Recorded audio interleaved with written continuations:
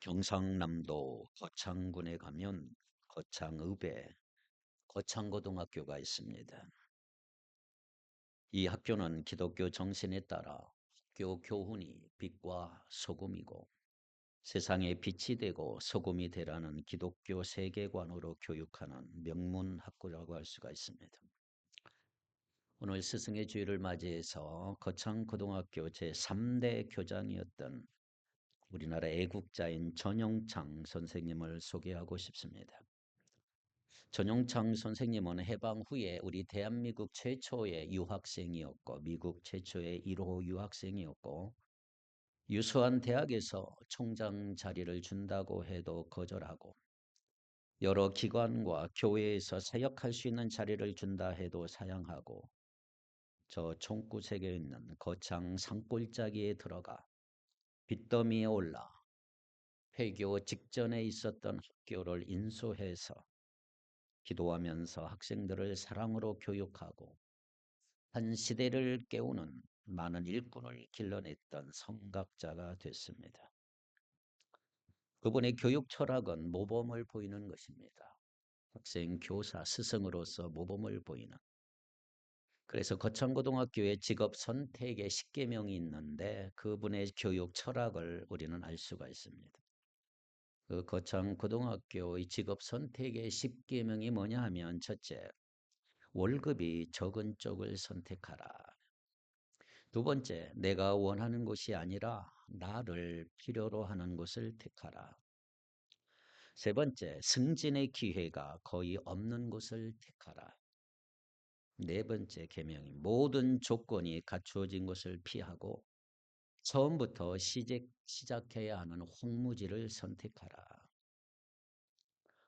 다섯 번째 계명은 앞을 다투어 모여드는 곳을 절대로 가지 말라. 아무도 가지 않는 곳으로 가라. 여섯 번째, 장래성에 전혀 없다고 생각되는 곳으로 가라. 일곱 번째, 사회적 존경 같은 것을 바라볼 수 없는 곳으로 가라. 여덟 번째, 한가운데가 아니라 가장자리로 가라. 아홉 번째, 부모나 아내나 약혼자가 결사 반대하는 곳이면 틀림없다. 의심치 말고 가라. 마지막 열 번째 계명이 뭐냐 하면 왕관이 아니라 인도대가 기다리고 있는 곳으로 가라. 이 열 번째 계명입니다. 거창고등학교 학교들은 이 10가지 계명을 다 알아요. 이렇게 전용창 선생님은 평생 동안 모범을 보이시다가 젊은 날 58세 일기로 천국에 가게 됐습니다. 그의 가르침과 섬김의 본이 오늘날 대한민국 곳곳에서 제자들에 의해서 아름답게 이루어지고 있다는 사실을 아십니까? 두각을 나타나는 사람들 보면 거창고등학교 학생들이 많아요. 자, 그렇다면 오늘 우리가 승리하는 인생에서 가장 중요한 것은 무엇일까? 그것은 고정된 상태에 머무르지 아니하고 끊임없이 발전하고 진보한다는 거죠. 그렇다면 이와 같은 발전과 진보가 가능케 되는 때는 언제일까요? 그때는 바로 배움이 있을 때다. 배움이 있을 때, 내가 뭔가 배우고 있을 때 진보할 수가 있는 거죠. 우리는 배움을 통해서 도전받고 그 배움을 통해서 도전받는 사실을 이루는 힘을 공급받고 있는 것입니다. 그러므로 우리들에게 그 배움을 가능하게 하는 선생님이 계시다면 얼마나 쓸모있는 인생이 될까요? 더욱이 인간이 다른 동물과 다른 것은 그들이 소유한 문화유산을 후손들에게 전달해서 계승하고 발전시킨다는 특징이 있지요. 인류 문화의 유산의 계승과 전달은 언제나 교육이라고 하는 방법을 통해서 이루어져 왔습니다. 그 교육에 있어서 가장 중요한 요소는 먼저 가르치는 교사, 선생님이 계셔야 되고 또 그것을 배울 학생이 있어야 합니다. 선생과 학생이 배우고 가르칠 도구, 즉 과정, 교육 과정이 필요한 것이지요. 이 세 가지를 우리는 교육의 3대 요소라고 말합니다. 그 중에 가장 중요한 것은 스승입니다. 선생님. 만약 선생이 없다면 배울 학생이 있을 수 없고 교육 과정 역시 선생님에 의해서 선택되기 때문에 그렇습니다. 우리는 또한 원하든 원하지 않든 우리의 삶 속에서 여러 종류의 선생님을 만나며 살게 되는 거죠. 그런 의미에서 여러분, 인생의 축복 중에서 가장 중요한 축복 중에 하나가 뭐냐 하면 만남의 축복이라고 할 수가 있습니다. 만남의 축복. 여러분, 만남의 축복이 여러분에게 있기를 바라요. 우리가 이 세상에서 제일 먼저 태어나 부모를 만나죠. 친구를 만나고 우리가 하는 모든 일에 친구들, 동지, 동역자들을 만나요. 무엇보다 중요한 것은 아무런 능력 없이 태어난 우리는 우리의 삶을 살아갈 수 있는 길을 배우게 되는 선생님을 만나게 됩니다. 어쩌면 우리 인생의 처음 선생님은 부모님이 되었을 것입니다. 그러나 우리가 범위를 넓혀서 우리는 학교가 되었든 사회가 되었건 교회가 됐건 어떤 삶의 장면에서건 필연적으로 우리가 만나야 될 분은 선생님입니다. 선생님을 만나게 된다는 거죠. 그래서 우리가 부모를 잘 만나는 것도 축복이고 친구를 잘 만나는 것도 축복이고 살아가면서 동역자를 잘 만나는 것도 축복인 줄 믿습니다. 자, 그런 의미에서 우리가 살아가면서 우리를 감동시키고 삶의 발전과 진보를 자극시켜 줄 선생님을 만난다면 우리는 더없이 큰 축복을 받은 사람이라고 할 수가 있지요. 그리고 자녀를 위해서 기도한다면 그 자녀를 가르치실 선생님을 위해서 기도한 것은 매우 중요한 것입니다. 자녀는 그 선생님을 통해서 삶의 도전을 받고 삶의 터득을 이루기도 하기 때문이죠. 부모가 가르칠 수 있는 부분이 있고 선생님이 가르칠 수 있는 부분이 있기 때문에 모쪼록 여러분 주위에 좋은 선생님이 있기를 바랍니다. 이제까지 우리가 이만큼 된 것은 가장 먼저는 하나님의 큰 은혜입니다. 그리고 부모와 친구와 주변 사람들, 그리고 우리의 삶의 판단력과 기준의 능력을 키워준 선생님들 덕분이라고 할 수가 있는 것입니다. 아마도 우리 마음에 내가 진심으로 내 마음에 야, 저분은 정말 훌륭한 선생님이야. 한 분이라도 내 마음에 스승을 둘 수 있다면 그분은 매우 삶이 풍부하고 행복하다고 말할 수 있을 거예요. 그러나 내가 아무리 생각해도 내 삶 속에서 스승이라고 모실 수 있는 분은 한 분도 없어라고 생각한다면 그 마음은 얼마나 척박한 마음일까요? 어느덧 세월이 많이 흘러갔습니다. 나도 모르게 저도 이제 스승이 되어 가고 있습니다. 그리고 누군가는 나를 주목하고 있을 것입니다.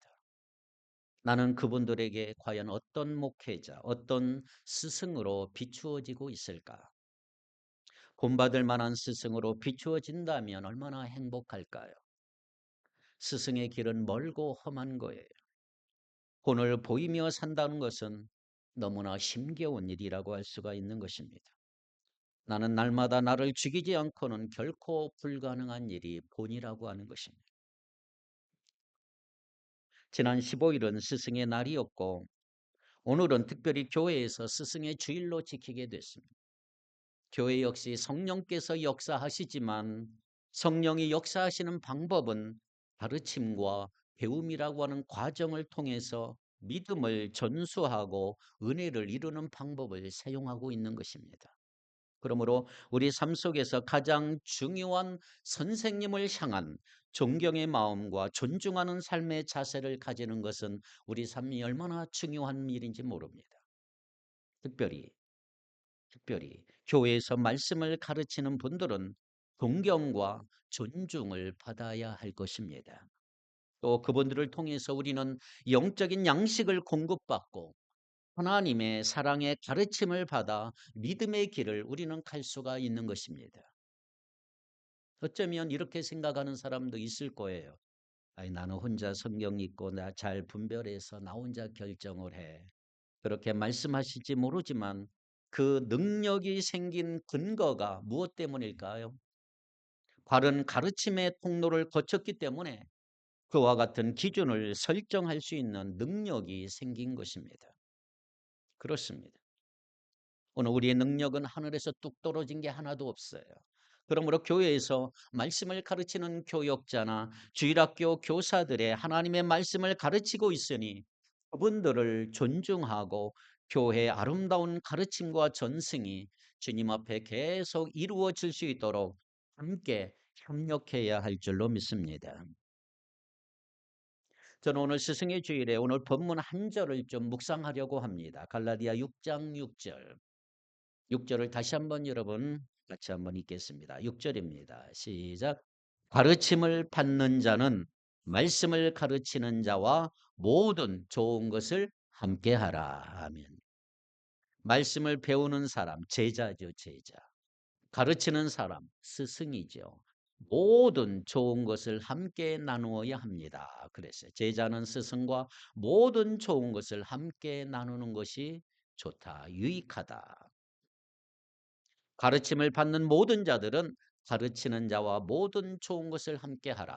자, 이 말씀이 주는 교훈은 뭐냐? 첫째는 스승의 중요성을 말하고 있습니다. 스승의 중요성.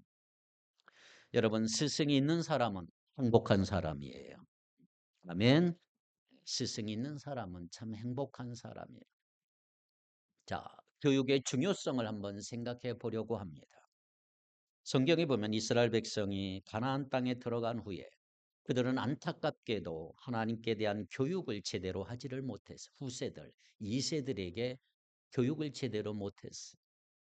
그로 말미암아 가장 가슴 아픈 일이 일어났는데 그게 뭐냐? 그 후세대들이 하나님을 알지 못함으로 이루어지는 배교의 역사들, 하나님을 다 떠나버렸어. 이스라엘 백성들은 노예 생활에서 출애굽했지만 광야의 방향을 거쳤고 방황을 거쳤고 가나안 정복의 그 지루한 전쟁을 통해서 어렵게 가나안 땅 복지에 안착하게 됐는데 이스라엘 백성이 가나안에 들어와서 기쁘고 즐거운 행복한 삶을 산 것까지는 좋았지만 그러나 너무나 생활에 취해서 그 후손들에 대한 말씀의 교육을 잊어버렸던 거예요. 게을리했어요. 가르치는 것을 게을리했고 자녀들은 배우려고 하지를 않아요. 마침내 그것으로 말미암아 그 후손은 위대한 광야에서의 체험과 정복 전쟁에서의 그 체험했던 놀라운 하나님의 은혜를 새까맣게 잊어버리고 알지 못했던 것, 그것이 계속 이어져 내려오게 됐어요. 결과적으로 이스라엘 백성들이 하나님에 대한 지식이 없었기 때문에 사사기 2장 14절 15절에 보면 이렇게 기록되고 있습니다. 한번 보겠습니다. 사사기 2장 14절 15절 시작. 여호와께서 이스라엘에게 진노하사 노력하는 자의 손에 넘겨주사 그들이 노력을 당하게 하시며 또 주위에 있는 모든 대적의 손에 팔아 넘기심에 그들이 다시는 대적을 당하지 못하였으며 그들이 어디로 가든지 여호와의 손이 그들에게 재앙을 내리시니 곧 여호와께서 말씀하신 것과 같고 여호와께서 그들에게 맹세하신 것과 같아서 그들의 괴로움이 심하였더라. 아멘. 하나님께서 하나님을 떠나 범죄하고 이방 신상을 섬기고 선과 의가 없는 악한 일만 행하는 이들에게 하나님께서는 진노하셨다라고 하는 거예요. 특별히 14절을 보면 노력하는 자들의 손에 어떻게 했다? 그들을 넘겨주었다. 이스라엘 백성들을 자기 백성을 넘겨줘 버렸어요. 하나님의 배격하고 이방 신상을 섬기고 마침내 죄악에 빠진 그들을 돌이키기 위해서 하나님이 하신 방법은 하나님께서 재앙의 회초리, 재앙의 매를 드신 거예요. 노력하는 이방 원수들의 손에 다 넘겨버렸어. 특별히 15절 보세요. 15절에 보니까 이들은 어디를 가든지 뭐가 떠나지 않았다? 여호와의 재앙이 떠나지 아니하였다. 얼마나 불행한 일입니까?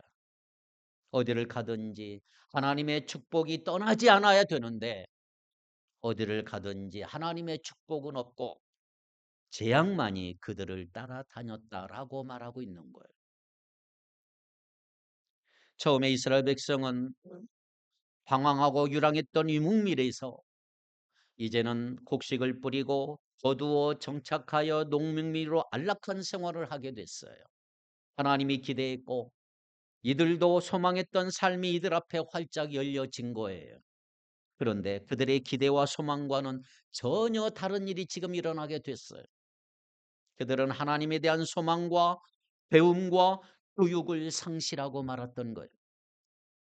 가나안 땅에 정착한 삶에 취해서 마침내 하나님의 은혜 속에 거하기보다는 생활의 안주와 쾌락에 빠지게 됐고 급기야 하나님을 버리게 됐어요. 배교의 역사죠. 하나님은 모르겠다. 그 후손들에 대한 교육도 이와 같이 다 상실되고 마른. 그렇다면 여러분 오늘 우리 마음에 역시 이런 마음 계신 분은 안 계신가요? 생활이 좀 나아지면 내가 어떤 시점부터 시작해서 내가 본격적으로 하나님을 섬기겠다는 마음 먹고 작정을 했지만 그 상태가 되어도 그 시간이 되어도 처음에는 감격하지만 그 다음 며칠 몇 달이 지나고 되면 배움도 열정도 흐지부지한 적은 없는지 말이에요. 이스라엘 백성은 가나안 땅에 입성했을 때 하나님이 원하는 아름다운 모습으로 살기를 소원을 했고 정말 그렇게 될 줄을 알았어요. 그러나 생활이 자꾸 풍요로워지고 풍요로워질수록 그들은 하나님의 말씀을 등한시하고 결과적으로 그들은 하나님의 말씀을 교육도 하지 못하고 자녀들은 하나님의 말씀을 알지도 못했고 결국에는 하나님을 버리는 그런 재앙 가운데 빠지게 되었던 것입니다. 선생된 자들은 선생된 자들의 책무를 포기하고 백성들은 역시 배우기를 귀찮아할 때 필연적으로 따라오는 영적으로 어두워지는 영적 추락기를 맞이할 수 있다는 거예요. 영적으로 어두워지면 불행이 시작이 돼요.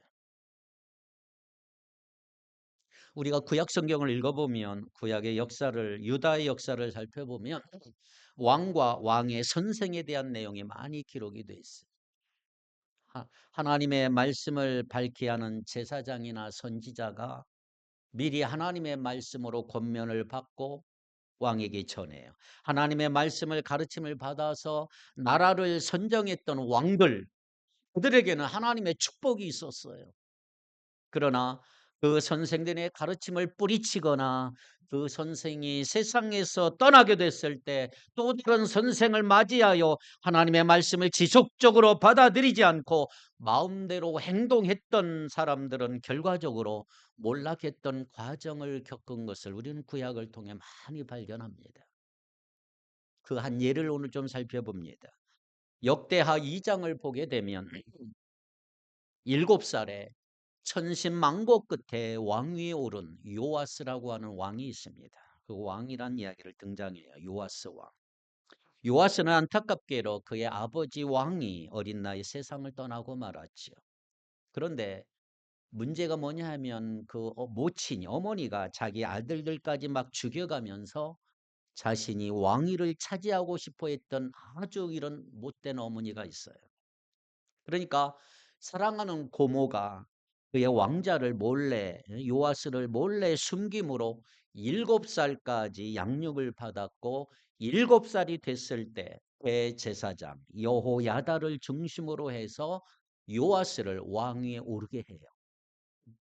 자, 역대하 24장 2절을 한번 읽게 봅시다. 역대하 24장 2절 시작.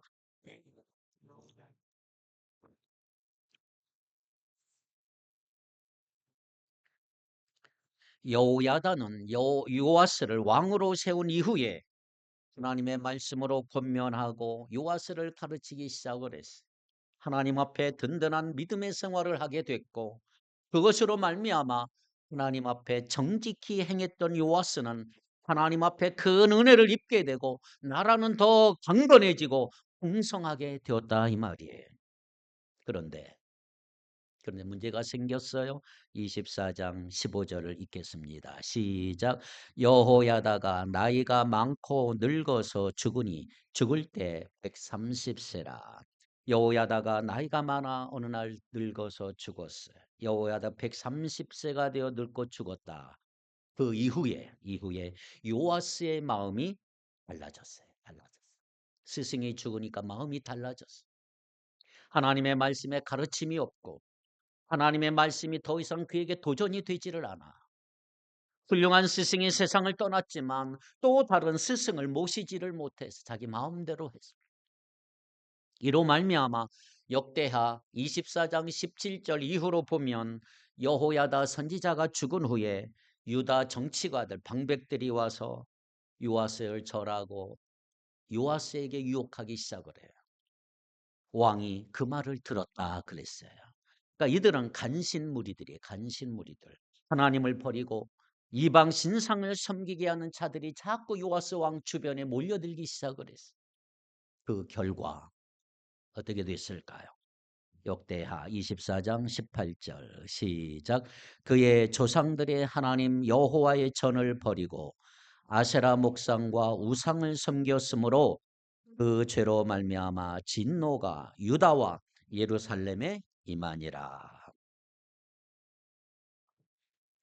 여호야다 참으로 좋은 스승이 죽으니까 잘못된 이방 신상 숭배자들의 말을 듣고 그만 이 요아스가 흔들리게 됐어요. 그러므로 그에게 고통이 찾아오게 된 것입니다. 요아스가 여호야다의 가르침을 받고 하나님을 섬길 때 평안을 누렸지만 그를 세웠던 스승이 세상을 떠나고 새로운 스승을 두지 못하고 만나지 못했을 때 잘못된 무리들의 말을 듣고 판단하지 못함으로 하나님의 진노를 받았던, 하나님의 진노를 체험했던 일이 성경에 기록되어 있습니다. 사랑하는 여러분, 그렇습니다. 우리가 훌륭한 선생을 위해 기도하는 것은 우리 자신이 훌륭하게 되기 위한 가장 중요한 길인 줄 믿습니다. 바른 교육이란 바로 이와 같이 우리의 삶을 윤택하게 하고 최고의 가치의 것을 만든다는 것을 알 수가 있는 것입니다. 학년이 바뀔 때, 새 학기가 될 때 학부모들은 이렇게 기도 제목을 올린 것을 많이 봤습니다. 우리의 아이가 학교에 입학을 했는데 좋은 학년이 바뀌었는데 하나님 좋은 선생님 만나게 해주십시오. 좋은 친구 만나게 해주십시오. 주일학교 좋은 선생님 만나서 이 아이가 믿음 안에서 잘 양육받게 주시옵소서. 얼마나 좋은 기도입니까? 그런 기도 많이 하셔야 됩니다. 학교에서도 훌륭한 선생님 만나고 교회에서도 훌륭한 선생님 만나서 이 아이가 하나님 앞에서 도전받고 은혜받고 하나님 앞에 바른 믿음 세우기를 원하고 바른 생활 세우기를 원하는 부모들의 간절한 기도의 소원이라고 할 수가 있겠죠. 너무 귀한 것입니다. 아이들은 부모님과 더불어 신앙을 지도하는 선생님으로부터 얼마나 영향을 받는지 몰라요. 물론 1차적으로는 부모가 훌륭한 성경 교사가 되어야 합니다. 그러나 또 한편 아이를 가르치는 교사를 위해서 우리는 기도하고 애를 써야 할 줄 믿습니다. 이 교회 다니는 성도들의 자녀 중에 의외로 마음이 교회에 부정적인 영향을 많이 받는 사람도 있어요. 근데 그 아이를 보면 대부분 부모 영향이죠. 그런 환경 속에 있을 수밖에 없는 거예요. 부모들이 교회에 대해서 혹 교회 성도들의 생활에 대해서 부정적일 때 나타나는 현상이 자녀에게 그대로 나갑니다. 그러니까 집에서 안 좋은 부모 교회 얘기 뭐 이런 얘기하면 아이들이 다 들어버리는 것이죠. 식사 기도합니다. 우리가 어떻게 기도합니까? 오늘도 좋은 음식 주셔서 감사합니다. 이 음식 먹고 건강하고 주의 일을 이루기를 원합니다. 이 음식 먹지 못하는 사람을 위해서 어떻게 하서든 우리가 이 음식을 제공할 수 있는 축복을 우리에게도 주시옵소서. 얼마나 복된 기도입니까? 그리고 빠져서는 안 될 기도 꼭 하십시오. 우리 교회 목사님을 축복해 주옵소서. 가르치는 선생님을 축복해 주시옵소서. 매일매일 여러분들이 그렇게 기도하면 당연히 아이에게는 평생을 통해 배우게 된다는 것입니다. 평생을 통해서. 아이들은 하라고 하는 대로 절대로 안 해요. 그렇지만 부모가 하는 모습을 통해 자연스럽게 모범적으로 배울 수밖에 없는 것입니다. 고리타물하기 옛날 책이 아니고 삶의 실제라고 할 수가 있어요. 삶의 실제입니다. 기억하십시오. 스승, 선생님이 있는 사람은 행복한 사람이에요.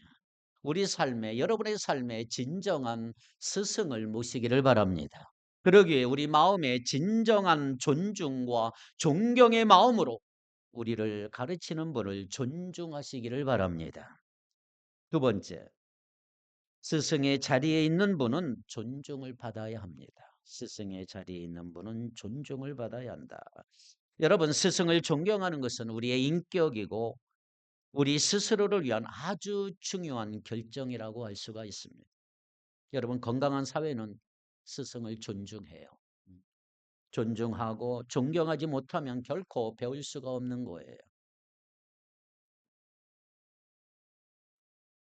지난 15일 날 교목으로 있는 우리 강명구 목사님, 우리 최정 교사님과 같이 만났는데 물어봤어요. 요즘에 스승의 날은 어떠니? 아유, 아무 행사도 없어요. 교사가 땅바닥이, 권위가 땅바닥에 떨어져서 이제는 뭐 스승의 날이고 학교에서 뭐 별로 의미가 없.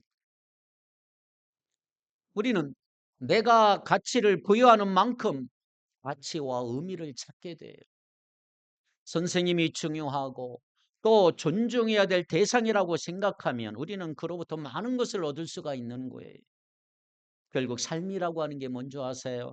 내가 먼저 깨달은 그 성각자의 삶을 모방하고 따르고 개선하고 승화해서 더 높은 단계로 나아가는 그런 구조를 가지고 있는 거예요. 이때 인격이 아니고요.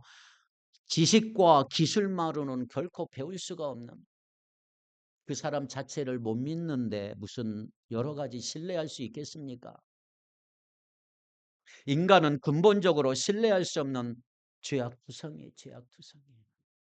그러므로 우리는 서로 사랑하고 아끼는 심정으로 존중하고 높여줌으로 서로에게 배울 수 있기를 바랍니다. 선생님에 대해서도 나쁜 점 보고 굳이 밝히라고 하지 말고 좋은 점을 보고 영향을 받고 극대화시키는 여러분 되기를 바라요. 우리 모두는 다 죄악으로 물든 마음들이 우리 안에 있는 거예요. 우리 마음에는 선함도 없고 죄악으로 물든 마음이 있고, 그래서 하나님의 은혜로 말미암아 날마다 우리 자신을 이겨서 하나님의 능력으로 거룩한 주의 백성으로 하루하루 살아가는 거예요. 그래서 중요한 것은 뭔지 아십니까? 우리가 사람을 볼 때 가장 중요한 것은 그 사람이 보여주고 싶어하는 면만 보는 것입니다. 그리고 그 사람에게 있어서 좋은 면을 보시고 기뻐해 주셔야 합니다. 저 사람 누구지? 그 사람 파헤쳐가지고 그 사람의 약점을 보고 검은 점 본다면 여러분 실망하지 않을 사람 아무도 없어요. 실망합니다. 그래, 가장 상처를 많이 받는 사람 먼저는 우리 자신이에요. 약점을 발견하는 사람 자체가 먼저 상처가 되는 거예요.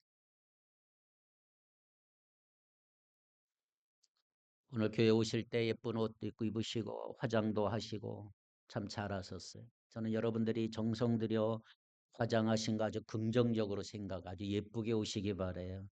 그런데 저 화장 다 벗겨보면 속에 뭐가 있을까? 그런 생각할 필요가 없죠. 음, 매너가 아니죠. 저렇게 예쁘고 보여주고 싶어 하면 그냥 예쁜 모습 보여야지. 왜 예쁘지 않은 모습 굳이 연상해서 마음의 상처를 받느냐 이 말이에요. 꽃이 화원에 갔으면 꽃을 보고 웃어야지. 왜 화원에 가서 벌레 몇 마리 있는 것 보고 마음 상해서 우느냐 이 말이에요. 교회 가서 은혜 받고 오면 되지. 교회 가서 몇 가지 마음 안 드는 것 때문에 시험 받고 오는 사람 많단 말이에요. 우리 삶 속에서도 마찬가지다. 누가 식사 대접해 줬어요. 밥 한 살 딱 먹고 맛있게 먹으면 되는 거예요. 맛있게 드시고 잘 먹었습니다. 감사. 그럼 나오시면 되는 거지. 왜 간장 퍼먹고 짜다고 하는지 모르겠어요. 집에 와서 짜다 달다 별짓다. 여러분 기쁘게 사시기 바랍니다. 우리의 삶이 기쁘려면 사람을 존중해야 돼요. 존중. 사람을 소중하게 여겨야 돼요. 사람 소중히 여기지 않으면 우리 삶에 기쁨이 없어요. 내 옆에 있는 사람, 여러분 옆에 있는 사람 소중히 여기시기 바랍니다. 여러분 이 통계가 있어요. 내 옆에 내 옆에 있는 사람 만날 확률이 여러분 얼마인 줄 아세요? 여러분 옆에 만날 확률? 지구상의 60억 분의 1이라 그러잖아요. 60억 분의 1. 복권 당첨보다 더 어려워요. 60억 분의 1. 그러니까 내 옆에 사람 만난다는 거 기적 중에 기적이다. 그런데 그런 기적으로 만난 사람을 왜 기쁨으로 바라보지 못하고 맨날 벌레 씹은 얼굴로 쳐다보고 그냥 교회만 기쁨으로 넘쳐야 되는데 그러지 못해. 여러분 오늘부터 기쁨으로 바라보고 은혜로 바라보시기를 바랍니다. 좋은 선생 없다고 말하지 마시고요. 여러분 내가 좋은 제자가 되면 되는 거예요. 의외로 내가 좋은 제자 되면 의외로 좋은 스승, 좋은 선생님 만날 수 있다 이 말이에요. 존중하는 만큼 감동받고 존중하는 배움을 커지고 효과도 커질 수가 있다. 가르치는 자도 자신을 가르치지 말고 진리를 가르치고 주님의 은혜를 가르쳐야 하고 배우는 자도 가르치는 자를 불신하지 말고 진정으로 존중하고 좋아하고 배움으로 말미암아 큰 역사 이루는 저와 여러분 되기를 바랍니다. 오늘 예배당에 오신 분들 참 귀하고 소중한 분들이에요. 하나님의 축복과 은혜를 누리시기 바래요. 누리는 복을 받기 바래. 누리는 복. 매주 볼 수 있는 것이 얼마나 큰 축복인지 아십니까? 빌립보서 1장 8절 같이 읽겠습니다. 빌립보서 1장 8절 시작. 내가 예수 그리스도의 심장으로 너희 무리를 얼마나 사모하는지 하나님이 내 증인이시니라. 아멘. 내가 예수님의 심장으로 너희 무리를 어떻게 사모하는지 하나님이 아실 것입니다. 내가 예수 그리스도의 심정으로 여러분 모두를 얼마나 그리워하고 있는지 하나님이 증언해 주실 것입니다. 바울이 이렇게 고백하고 있어요. 하나님의 말씀을 가르치는 모든 이들은 이와 같은 열정을 가지고 가르치고 있는 거예요. 사도 바울의 가르침에 대한 열정, 가르치는 사람들에 대한 열정의 사랑, 이것이 바울의 고백인 것입니다. 그래서 이런 스승, 이런 선생님들을 존중하셔야 되고 위에서 기도해 주시고 애써 주시기를 축복합니다. 그 19세기 미국의 그 유명한 무디 목사님이 계셨는데 이 무디 목사님을 필적할 정도로 위대한 전도자가 한 명 있는데 그분이 바로 빌리 선데이라고 하는 아주 유명한 복음 전도자가 있어요. 빌리 선데이. 빌리 선데이는 생전에 100만 명에게 복음을 전했어요. 100만 명. 여러분 가능하세요? 100만 명. 30만 명 이상이 예수 믿게 돼 결신을 했다는 거죠. 30만 명 이상이 예수 믿게 돼. 100만 명에게 복음을 전해서 30만 명이 예수 믿었다. 한때 이 사람 빌리 선데이는 시카고 화이트삭스라고 하는 메이저리그 야구 선수를 했어요. 야구선. 어린 시절에는 고아원에서 생활을 했어요. 그런데 그 어린 시절에 이 사람이 잘한 것은 주일학교 다니기 있어요. 교회 주일학교에서 주일학교 담임 선생님으로부터 들은 권면을 실천하고 성공적인 인생을 살게 됐어요. 그 담임 선생님이 빌리 선데이 보고 5가지 얘기를 했어요. 5가지. 5가지. 선생님으로부터 들은 이 권면의 말씀을 평생 이 마음에 품고 살았어. 첫째는 너는 매일 15분씩 말씀을 읽어라. 15분씩. 두 번째, 너는 15분씩 기도하라. 15분씩만 기도해라. 세 번째, 15분씩만 전도하라. 네 번째, 15분씩 사랑을 실천하라. 다섯 번째, 그러면 너는 훌륭한 하나님의 종이 될 것이다. 이 주일학교에서 가르치는 선생님 매일같이 빌리 선데이를 만나면 그래. 너 이거 꼭 해라. 귀한 선생님을 만난 거지요. 좋은 스승과 멘토를 만나는 것이 얼마나 중요한 것인지 몰라. 여러분 그렇습니다. 우리는 좋은 선생님을 위해서 좋은 제자 되시기 바랍니다. 선생도 사람인지라 반응도 없고 가르침이 소용없는 것 같은 허무한 마음이 되면 우리는 낙담할 수밖에 없다. 가르치는 자의 열정을 포기하지 않도록 애쓰는 것도 가르침을 받는 자의 몫이라고 할 수가 있어요. 여러분 기억하세요. 오늘 본문이 이렇게 말합니다.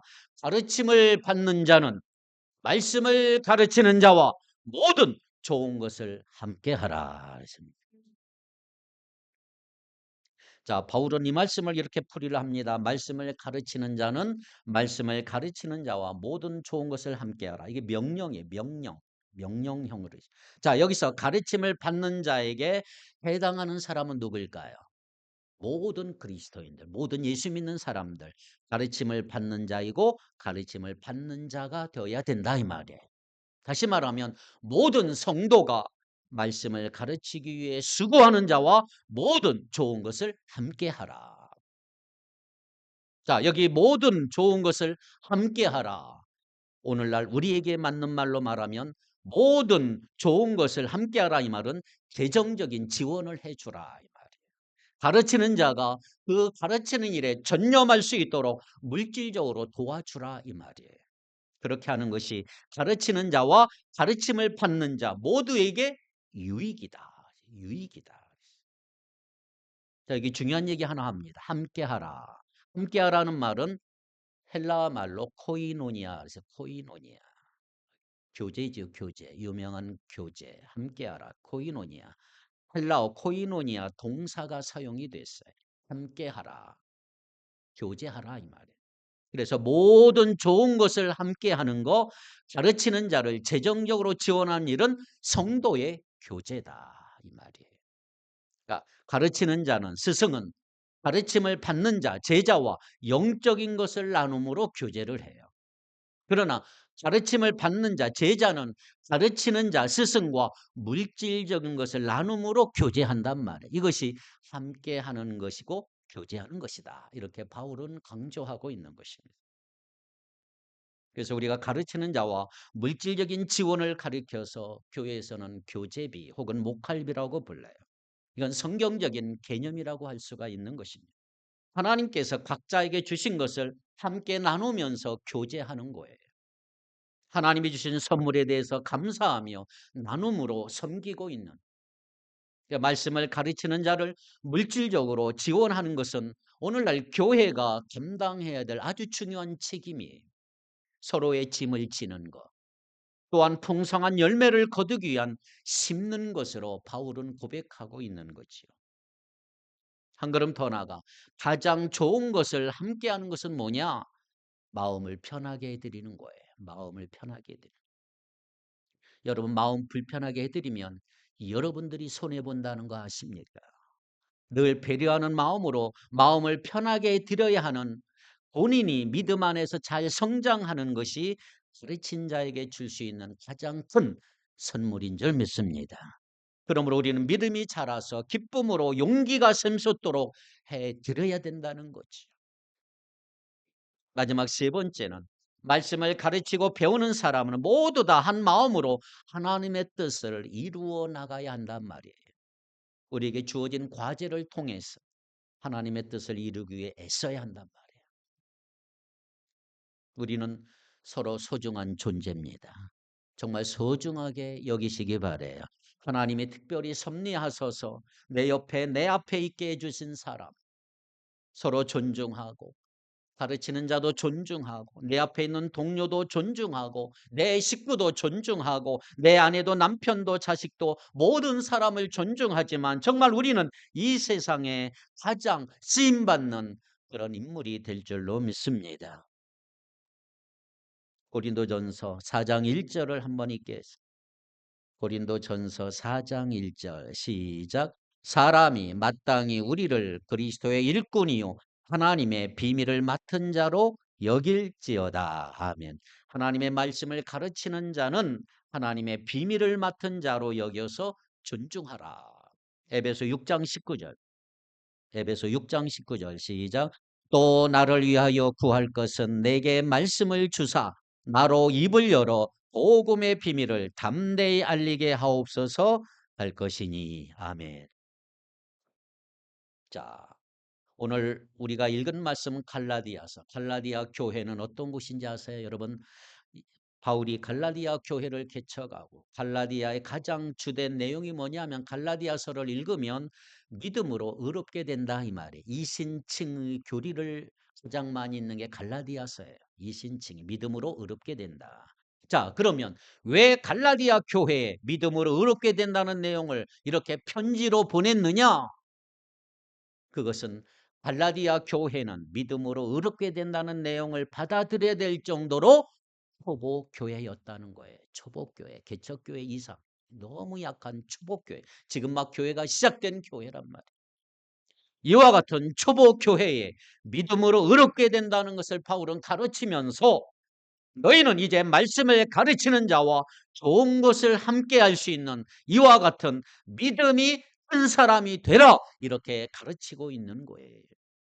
그렇습니다. 우리 사랑하는 성도 여러분, 정말 믿음이 큰 성도들이 되어서 말씀을 가르치는 자에게 마음의 기쁨을 줄 수 있는 성도 되기를 축복합니다. 마지막 한 절만 읽고 마칩시다. 히브리서 13장 7절 보세요. 히브리서 13장 17절 시작.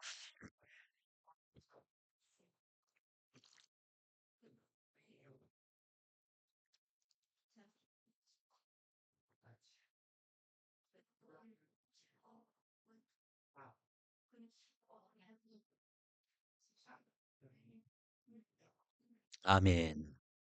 새 번역으로 읽겠습니다. 새 번역으로. 여러분의 지도자의 말을 고지 듣고 그들에게 복종하십시오.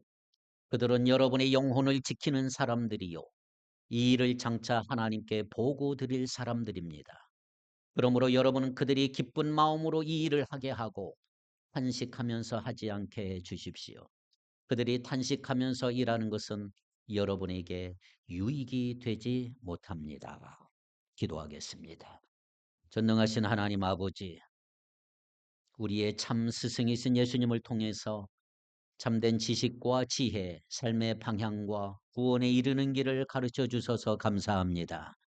세상과는 다른 기준으로 용기와 희망과 사랑과 배려를 깨우쳐 주게 하시며 말씀과 기도로 매일매일 배움으로 하나님을 아는 지식이 자라게 하시고 말씀 앞에 순종함으로 예수님의 참다운 제자들 다 되게 하여 주시옵소서. 저희들에게 지혜를 주셔서 부모로서 선생으로서 좋은 스승의 역할 잘 감당하게 하시고 신앙의 모범을 보이고 인생의 선배로서 멘토의 역할을 잘하게 하시고 자녀들을 잘 자라고 바른 믿음으로 바른 삶을 살아갈 수 있도록 지혜와 능력을 허락하여 주시옵소서.